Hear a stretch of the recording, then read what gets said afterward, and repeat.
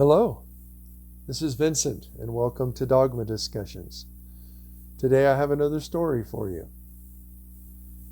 Please hit the like button. That will help me out with the YouTube algorithm.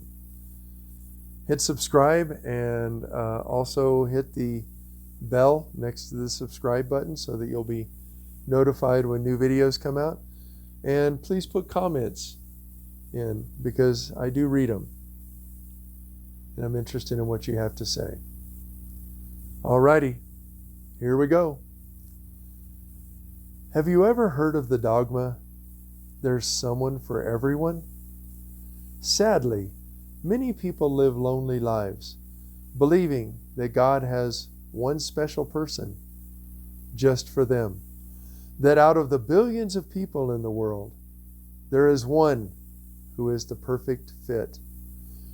So, where does this belief come from? I know of one major source. Do you really have to ask? The Bible, of course. The Gospel of Mark promises that whatever you ask, believe you have received it and it will be yours. Not specific to relationships, but covers pretty much anything. Matthew says that what you ask will be given, what you seek you will find, and if you knock, the door will open. Okay, so if I'm seeking an intimate partner, that verse would appear valid. In Hebrews, faith is the assurance of things hoped for. Okay, you get the point. As a young man, I was part of a few singles groups.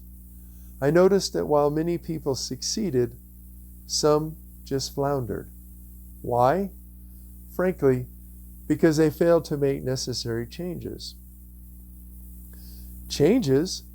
They don't have to change, right? God will provide that perfect mate at the correct moment. Wait, where's the personal responsibility? Well, that's why this dogma is so harmful. It teaches people to be subservient and infantile instead of taking charge of their lives. Here's an overview of the archetypes of people I encountered with this belief. The guy who gives you pause. Waiting for God to provide someone is like buying into the advice, just be yourself. But what if yourself is creepy? One man I knew, Jim, was like that. He was an average-looking guy in his 30s, but he was, in a word, weird. How? The way he consistently behaved at church singles gatherings. One time in particular stands out to me. Let me take you to that moment. It's a group of 16 people, evenly divided, male and female. Did I tell you what Lola did recently? Jim asks. Lola is his beloved cat, about whom he loves to talk. Okay, not weird yet. Well, the other night, he continues, she went into heat and just stood at the door, crying and crying. And I told her, Lola, honey, I'm not getting sex either. So you just got to deal with it, sweetheart. Okay, that's cringeworthy, especially in mixed company. Everyone looks askance, wondering where this will go. Then, Jim helps himself to some wine, and the dirty jokes start. Women scatter. Talk about social distancing. And yet, Jim wondered aloud why God had not provided him with a wife. Next, the woman looking for her prince. Debbie was a young woman about the same age as Jim. She was funny, pretty, charming, and definitely not weird. She easily had her pick of men and tended to go for the shy, plain-looking guy. When she approached, no guy could say no to Debbie. Yet after one or two dates, she would move on. Why? Was Debbie mean-spirited? Not at all.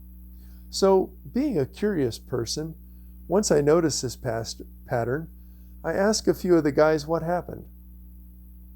And the answer was the same every time. The date was fine. They honestly had a nice time with Debbie. They were just too shy to seal the deal. Hell, they could barely dare to look at her. They were so intimidated by her beauty, they wouldn't dare try to kiss her goodnight. One guy told me that he walked her to the door and they just stood there. He was hoping that she would make the first move, and when she didn't, he assumed that she wasn't interested. Paralyzed by fear, he just said goodnight and left. It turns out that Debbie was very traditional and expected the man to make the first move. And believe me, she would let a guy know clearly if she was not interested. She was waiting for the prince who would sweep her off her feet, but kept dating guys who were incapable of that kind of boldness. And she believed that God would provide, as if he were going to turn one of her frogs into a prince. Next, the project. Jerry was good-looking, in shape, intelligent, and at times even charming. Yet he struggled in these groups to find someone long-term. Why? Because he needed to work on himself. He was not the guy that needed just a little push or encouragement. At the time, he was a college dropout, working a low-level job without any career prospects. And he was fairly sloppy in appearance, too, truth be told. He could get dates and was a fun guy to party with, but not a long-term prospect. He was intelligent, but lacked the ability to self-reflect and self-motivate. And growing up, he was taught that everything happens according to God's timing. The right girl is just around the corner. The next type, Mr. Obvious. Not because he said the obvious, but because he refused to see it. Chuck was a nice guy. He was personable, interesting, and funny. He even had a good job. Yet he was overweight. He attempted to counteract that by being entertaining, and women did like him. But he was consistently in the friend zone. Poor Chuck. He eventually became depressed, felt that women wouldn't give him a chance, felt let down by God. But here's the problem. He was out of shape and competing against plenty of charming, funny guys who were in shape. Yet believing in the dogma, he kept waiting and waiting and waiting. For Chuck, losing some weight and building muscle would have helped. He was already personable. Adjustments to yourself will do much more than waiting for divine intervention. What about the busy bee?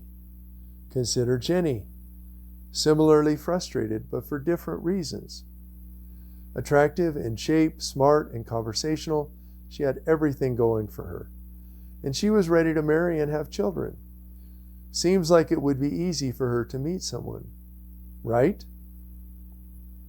Yet Jenny had a problem. Between work, her very large, needy family, and network of friends, there wasn't much time to squeeze someone in. She was often approached both within and without the church by eligible bachelors. She and these men would exchange numbers. Jenny, being so busy, had the expectation that they would call. And when they did, they got voicemail, and it would take days or weeks for her to respond. She always had a good reason for taking so long, which she would try to explain. Work, a sick friend, yet another family member in crisis. But she failed to see the lack of balance in her life. She was such a giving person to others that she ignored her own needs. At times, she would feel overwhelmed by her life and lament not having a good man. Yet, after a few days, she would recover herself, holding on to the dogma that if patient enough, God will provide. Finally, the wallflower. And I use that term for both men and women. Attractive but lacking personality. Meet Amber. She's very pretty, polite, feminine, but enters the room, sits by a wall, and never talks. Even when guys approach, she mostly gives one-word answers. Yet she expresses frustration to other women that week after week she's ignored. Likewise, Cecil is a good-looking dude, nice but really boring. He couldn't carry a conversation in a bucket. Like Amber, he lacks the ability to connect with people. As soon as a woman makes eye contact with Cecil, he looks away. If one dares to approach, he adopts what he calls a quiet aloofness. That means he doesn't talk. Both reactions signal to females that he's not interested, and yet he's confused about his lack of prospects. All of these types struggle to find life partners. Some never did. So here's the deal. Quit waiting for God to find you a mate or in some other way improve your life. You've got a brain, use it. If things aren't happening for you, figure it out. You're a grown-up. Like the book of Corinthians says, it's time to put away childish things. And it's childish to sit around and wait for your Almighty Father to give you what you want. Determine your goals and go after them, changing when necessary to achieve them. Jim needed to do a lot of work. It begins with noticing people's reactions to you. Debbie needed to pick someone whose personality fit her needs. Her version of be yourself was to stay in familiar dating patterns while praying for something different. It's incongruent, and it's something a lot of us do with relationships, jobs, families, friends, etc. Why? Because it's easy and it's familiar. It's comfortable and, frankly, lazy.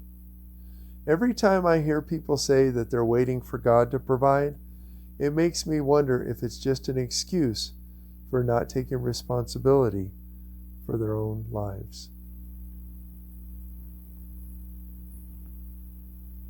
Thank you for listening.